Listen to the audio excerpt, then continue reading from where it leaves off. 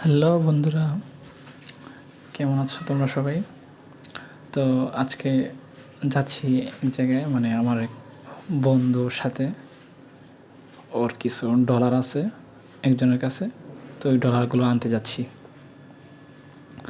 তো যাই হোক, দুইজন বিকেলে হাঁটতে হাঁটতে চলে গেলাম। তো শেষ পর্যায়ে বাসায় চলে আসলাম। তো এখন খুলবো, মানে রাস্তা দিয়ে আসতে আসতে বেকারি একটু খোলার চেষ্টা করছিলাম। পরে বন্ধু বললো না, বাসায় যেয়ে খোলা উচিত। $165 মতো দিছে সম্ভবত, যেহেতু বললো যে $165 দিবে। তো দেখি মূলত কত ডলার দেওয়া হয়েছে আমাদেরকে। মানে বন্ধু ওই একজনের কাছ থেকে পাইতো টাকা, তো ওর কাছ থেকে সরাসরি টাকা না নিয়ে ডলার নিছে আর কি।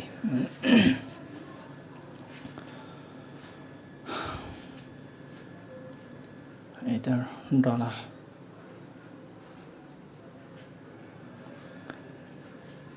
এইটা হলো $100। $100 মানে বাংলাদেশে মোটামুটি 11,000-এর উপরে। $50, 10 আর $5। তো আরেকটা বিষয় কী জানেন, এই ডলারগুলো যখন আমরা কারো কাছ থেকে নিব, ঠিক আছে, তখন এগুলো মানে খুব সাবধান, মানে খুব সাবধানে দেখবো আর কি এগুলো, যে এগুলোর ভিতরে কোনো ধরনের দাগ বা কাটাছিঁড়া আছে কি না।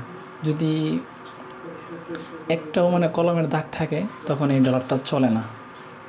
মানে আমার বন্ধুর এরকম হয়েছে, ওর একটা $5 নোটে একটা ছিল, মানে লাল কালির দাগ ছিল একটা। তো যার কারণে ওই নোটটা সে এখনও চালাতে পারতেছে না। যাই হোক, যখন মানে আপনারা ডলার কিনবেন অথবা কারোর কাছ থেকে ডলার নেবেন, তখন একদম ভালোভাবে চেক করবেন। তা বন্ধু আমাকে বলল যে একটু চেক করতে বিষয়গুলা। তো যাই হোক, বসে বসে দেখলাম। তো আলহামদুলিল্লাহ, কোনো সমস্যা নেই ডলারে, একদম পুরা খুব পারফেক্ট ডলার। যাই হোক বন্ধুরা, ভিডিওটা কেমন লাগলো সকালে জানাবেন কমেন্টে। ভালো থাকবেন, সকলের কাছে দোয়া চাই, ঠিক আছে?